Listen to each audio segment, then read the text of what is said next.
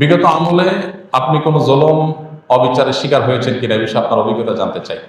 দেখুন, অভিজ্ঞতা আমাদের সবারই কম বেশি তিক্ত অভিজ্ঞতা আছে। একটা সমাজ যখন করাপ্টেড হয়ে যায় তখন সমাজের কেউই ভালো থাকে না।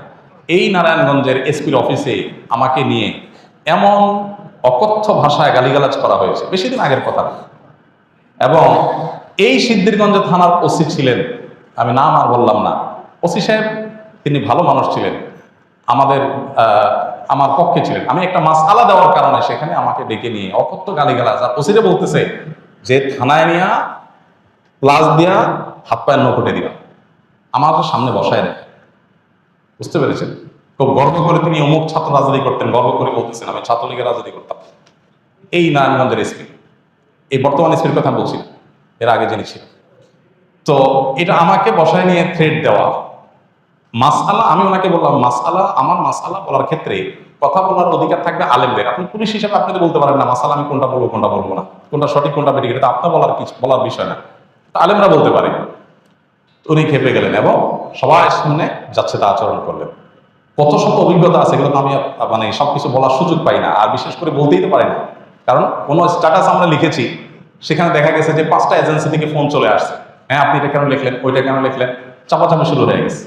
আমাদের ফাউন্ডেশনের সমস্ত হিসাব নিকাশ পুঙ্খানুপুঙ্খভাবে রাখার পর সেটা আবার আমরা ভালো অডিট ফার্মের মাধ্যমে অডিট করে একেবারে এমনভাবে রাখি যে তিল তিল করে আমরা হিসাব ফেসবুকে পর্যন্ত দিয়ে দিই, কোনটা কত দিয়ে কিনি সেটা পর্যন্ত আমরা দিয়ে দিই। এত কিছুর পর দেখা গেল যে আমাদেরকে বিভিন্নভাবে নাজেহাল করার চেষ্টা করা হতো কোনো লোক। আলহামদুলিল্লাহ এর মধ্যেও প্রশাসনের উপরস্থ কিছু কিছু মানুষ পরেশান করলেও নিচু পর্যায়ের বা মাঝারি বা কোনো উপরস্থ কর্মকর্তাদের সহযোগিতাও ছিল। তাদের সহায়তা না থাকলে এতদূর আমরা আসতে পারতাম না। কিন্তু একটা বড় অংশ আমাদেরকে দৌড়ের উপর রাখতো। ইস্তেসকার নামাজের ঘোষণা দিছি, আমার বাসার নিচে দেখি যে বিভিন্ন গোয়েন্দা সংস্থার গাড়ি বোঝাই করা, মানসিকভাবে পেরেশানি। বাবা ইস্তেসকার নামাজ পড়বো, একটা নিরীহ একটা ইবাদত, আল্লাহর কাছে দোয়া করবো দেশের ভালোর জন্য। সেখানে দেখা গেল যে আমি বাসা থেকে বের হইতে না হইতে দেখি যে মানে একেবারে চাপাশে গিরে ধরছে, সোজা কথা মানসিক চাপ যেটাকে বলে সেটা দিয়ে রাখা। কত কাহিনী এবং কত ঘটনা যে ঘটেছে সেটাতে বলা হলো। জোর করে সরকারি বিভিন্ন অনুষ্ঠানে নেওয়ার জন্য একবার একজন এডিশনাল এসপি, তার নামটা আমার মোবাইলে সেভ করা আছে, আমি নাম আর বললাম না, উনি ফোন দিয়ে বলতেছেন যে আমি অমুক। তো আমি বললাম হ্যাঁ বলেন। তো উনি বলতেছিলেন যে আমাকে সব হুজুররা কিন্তু চিনে, খুব নেগেটিভ ভাবে বলতেছে, মানে হুজুরদের সব সাইজ করি আমি, আমার নাম সব হুজুরদের মুখস্থ, আপনার সাথে আমার প্রথম কথা হচ্ছে। এটা হলো শুরুতেই কথা না।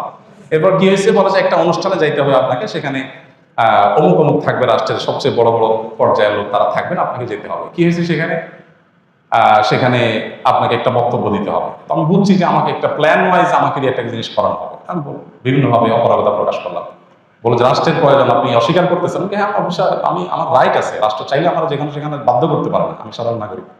যাই হোক, পরে শেষ পর্যন্ত আমার সেখানে যাওয়া লাগে না আলহামদুলিল্লাহ। এরকম পরিস্থিতি হয়েছে। সর্বশেষ এই যে আমাদের আসিফ মাহতাব গ্রেপ্তার হলো, তার নিয়ে পোস্ট দিলাম। আমাকে আমার এক ভাই সোর্স তিনি বললেন যে ভাই আপনি বাসায় থাকেন না। তো রাতে, এই কয়দিনের আগের কথা, রাতে যায় আরেক বাসায় যায় ফিকাম, এই কয়দিন আগের কথা, আগের বাসায় গিয়ে পালায় থাকতাম।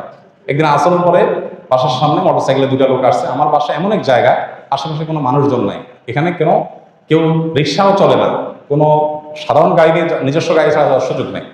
এরকম একটা জায়গায় থাকি আমি, সব মরুভূমি, আশেপাশে ঘাস, মানুষজন নেই।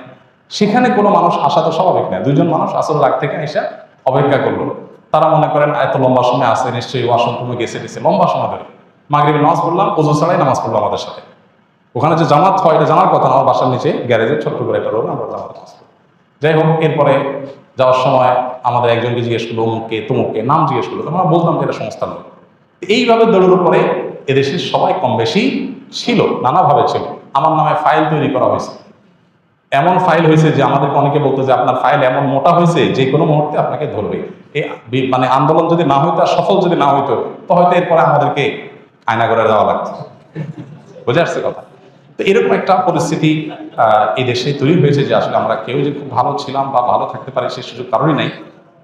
এরপরও আমরা আসলে সংগ্রাম করে চেষ্টা করে যতটুকু সম্ভব চেষ্টা করেছি অস্তিত্বটা টিকে রাখার জন্য। তার জন্য যে কত মূল্য দিতে হয়েছে, কত থ্রেট, এগুলো হজম করতে হয়েছে, সকাল বিকাল পালায় বেড়াইতে হয়েছে। হ্যাঁ, বিভিন্নভাবে টোপ দেওয়া হতো যে সরকারি এই সুবিধা নেন, ওই সুবিধা নেন। আলহামদুলিল্লাহ কখনো সেই সুবিধাগুলো আমরা গ্রহণ করি নাই। এবং এ ব্যাপারে আল্লাহ তালা আমাদেরকে গাইড করেছেন, এবং দোয়া করি আল্লাহ তালা আমাদের প্রিয় দেশটাকে এমন নিরাপদ করে দেয় কেউ কাউকে ভয় করে চলতে হবে না। আল্লাহ যেন সেরকম নিরাপদ করে দেন, এবং আমরা সবসময় আল্লাহ কাছে দোয়া করি আল্লাহ তালা যেন এরকম। আমি এর পাশাপাশি প্রশাসনের কিছু ভাইদের কথা বলবো যে আলহামদুলিল্লাহ খারাপের মধ্যেও কিছু ভালো মানুষ বিভিন্ন পর্যায়ে আছেন যারা টুকটাক সহযোগিতা করেছেন, তবে বেশিরভাগ ক্ষেত্রেই আমরা এ ধরনের নাজেহালের শিকার হয়েছি। আল্লাহ আমাদেরকে নিরাপদ একটি দেশ, নিরাপদ একটা ভূমি পাওয়ার তৌফিক দান করুন। আমাদের সমস্ত কষ্টগুলোকে আল্লাহ তাআলা দূর করে দিন। সকল মাজলুমের জুলুমের অবসান হয়ে যাক, সকল বৈষম্য দূর হয়ে যাক। মানুষ পেটে ভাতে যাই খায় থাকে অন্তত নিরাপদে যেন থাকতে পারে, কোনো থ্রেট, কোনো হুমকির মধ্যে যেন থাকতে না হয়। কোনো একটা কথা লিখলে, কোনো একটা কথা বললে যদি 5টা টেলিফোন আসে আর চাপ আসতে থাকে, তাহলে মানুষ স্বাধীনভাবে কোনো কথা বলতে পারে না। আর মানুষ যখন লেজ বড় হয় বা গাছ যখন বড় হয় তখন বাতাসও বেশি হয়। কাজ যাদের যত বেশি তাদের উপরে প্রেশারও তত বেশি আসে। আল্লাহ তাআলা এই প্রেশার মুক্তভাবে, অন্তত অন্যায়ভাবে যে প্রেশারগুলো হয় এগুলো মুক্তভাবে আল্লাহ তাআলা আমাদের সবাইকে এই প্রিয় মাতৃভূমিতে চলার তৌফিক দান করুন।